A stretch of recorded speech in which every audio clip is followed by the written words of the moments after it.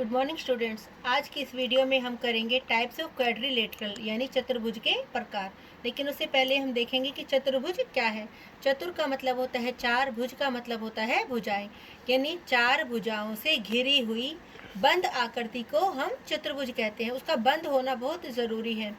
तो चतुर्भुज में क्या हुआ, हमारी चार भुजाएं हुई, A B, B C, C D और डी ए। चार शीर्ष, शीर्ष यानी जहाँ दो भुजाएं मिलती हैं। एक शीर्ष हो गया ए, दूसरा है बी, तीसरा है सी, चौथा है डी। दो विकर्ण, विकर्ण क्या है हमारे ए सी और बी डी। और चतुर्भुज के चारों कोनों का योग हमारा कितना होता है, 360 डिग्री। अब चतुर्भुज कई तरह की होती हैं। हम सबसे पहले पढ़ेंगे समलंब यानी ट्रेपीजियम। समलंब चतुर्भुज क्या होती है। ये एक समलंब चतुर्भुज की आकृति बनाई हुई है।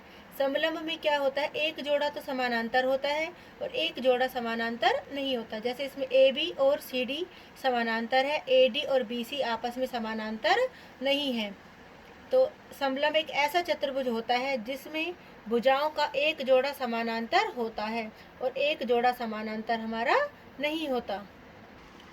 दूसरे नंबर पे है हमारी पतंग। पतंग आप सभी ने देखी होगी। पतंग भी एक चतुर्भुज ही होती है। पतंग एक ऐसी चतुर्भुज है जिसमें दो आसन्न भुजाओं के युग्म बराबर होते हैं, यानी ये वाला और ये वाला जोड़ा बराबर है लंबाई में, ये वाला और ये वाला जोड़ा हमारा लंबाई में बराबर है। यहाँ पर एक निशान है, इसका मतलब ये इसके बराबर है और ये वाली भुजा हमारी इसके बराबर है। पतंग की दूसरी बात क्या है, विकर्ण एक दूसरे पर लंब होते हैं।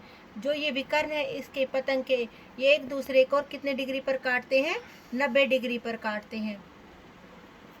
तीसरा है हमारा, एक विकर्ण दूसरे विकर्ण को समद्विभाजित करता है, यानी बड़ा विकर्ण छोटे विकर्ण को समद्विभाजित करता है। यानी जो बी डी विकर्ण है वो ए सी को समद्विभाजित करेगा। समद्विभाजित मीन्स यानी दो बराबर हिस्सों में बांटेगा, यानी यहाँ से यहाँ तक और यहाँ से यहाँ तक, ये दोनों हिस्से आपस में क्या है, बराबर है। बड़ा विकर्ण हमेशा छोटे विकर्ण को समद्विभाजित करेगा। और सम्मुख कोनों का एक जोड़ा बराबर होता है जहाँ असमान भुजाएं मिलती हैं। ये वाली भुजा और ये वाली भुजा क्या है, बराबर नहीं है। तो यहाँ से जो कोण बन रहा है, ऐसे ही ये वाली भुजा और ये वाली भुजा जहाँ मिल रही है, यानी ये वाला कोण ए बराबर होगा किसके, सी के। ये ध्यान रखो कि बी और डी बराबर नहीं होंगे, क्योंकि बी इन दो बराबर भुजाओं से मिलकर बना है और डी इन दो बराबर भुजाओं से मिलकर बना है। तो बी और डी बराबर नहीं है। कौन सा कोण बराबर है, ए और सी बराबर है, जहाँ पर एक भुजा बड़ी और एक भुजा छोटी है। इसका अगला पॉइंट है, छोटे वाला विकर्ण पतंग को दो समद्विबाहु त्रिभुजों में बांटता है। ये हमारा छोटे वाला विकर्ण है, तो ये वाली त्रिभुज और ये वाली त्रिभुज कैसी त्रिभुज है, समद्विबाहु। समद्विबाहु त्रिभुज क्या होती है, जिसकी दो भुजाएं बराबर हों। तो इस त्रिभुज की ये वाली और ये वाली भुजा बराबर है और इस त्रिभुज में ये वाली और ये वाली भुजा बराबर है। तो छोटा विकर्ण इस त्रिभुज को और इस त्रिभुज को समद्विबाहु त्रिभुजों में बांटता है। अगला है हमारा समानांतर चतुर्भुज यानी पैरेललोग्राम। पैरेललोग्राम में जैसे ही नाम से पता चल रहा है समानांतर चतुर्भुज, यानी इसमें आमने जामने का दोनों जोड़े क्या होंगे, समानांतर होंगे। ए बी समानांतर होगा सी डी के और बी सी समानांतर होगा हमारा किसके, ए डी के। समानांतर के साथ साथ भुजाएं भी बराबर है, ए बी सी डी के बराबर है और बी सी हमारा ए डी के बराबर है, यानी ए बी और सी डी समानांतर भी हैं और बराबर भी हैं। ऐसे ही बी सी और ए डी समानांतर भी हैं और बराबर भी हैं। एक समानांतर चतुर्भुज में सम्मुख कोण बराबर होते हैं। ए के सामने कौन सा कोण आ रहा है, सी, ए और सी बराबर है। ऐसे ही बी के सामने कौन सा कोण आ रहा है, डी, यानी बी और डी भी बराबर है। इसके विकर्ण एक दूसरे को समद्विभाजित करते हैं। ये जो विकर्ण है एक दूसरे को समद्विभाजित करते हैं, यानी दो बराबर भागों में बांटते हैं। ए ओ बराबर है ओ सी के और डी ओ बराबर है हमारा ओ बी के। और समानांतर चतुर्भुज में जो ये आसन्न कोण होते हैं इनका जोड़ 180 डिग्री होता है, यानी ए जमा कोण बी, इसका जोड़ होगा हमारा 180 डिग्री। क्योंकि ये कोण हमारे कैसे कोण है, तिर्यक रेखा के एक ही तरफ बने अंतः कोण।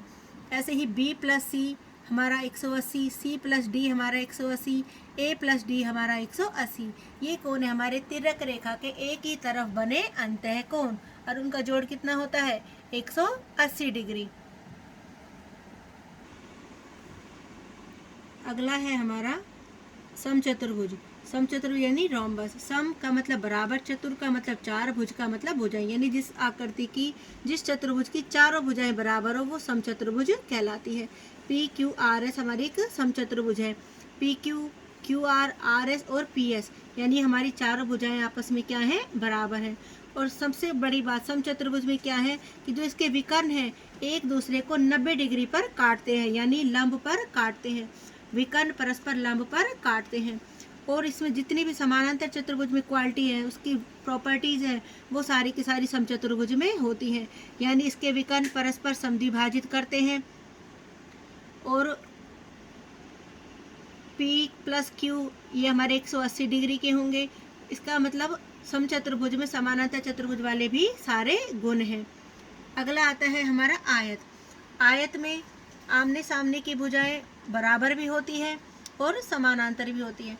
यानी हम समानांतर चतुर्भुज को आयत नहीं कह सकते, लेकिन हम आयत को समानांतर चतुर्भुज कह सकते हैं।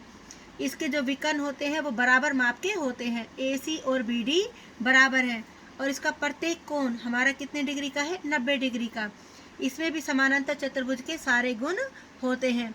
इसमें भी आमने सामने की भुजाएं बराबर होती हैं और समानांतर होती हैं। AB CD के बराबर है, BC हमारा AD के बराबर है।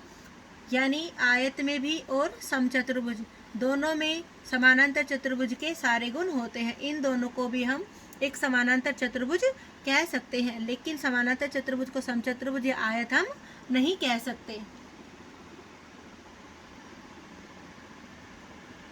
अगला आता है हमारा वर्ग स्क्वायर।